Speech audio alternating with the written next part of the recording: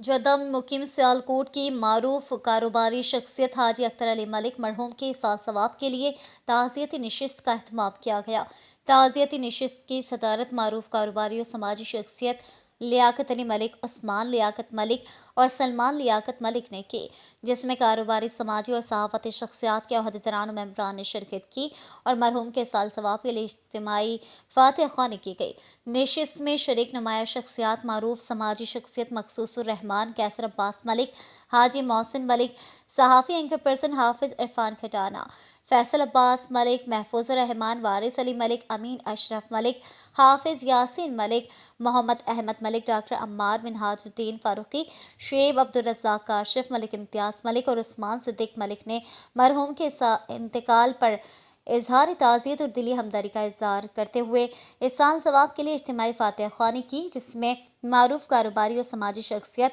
लियाकत अली मलिक, उस्मान लियाकत और दीगर ने कहा कि दुख की इस घड़ी में हम अहले खाना के साथ बराबर के शरीक हैं। अल्लाह पाक सबको सब्र अय्यूब अता फरमाए, आमीन। रिपोर्ट हाफिज़ इरफान खटाना, जद्दा, सऊदी अरब।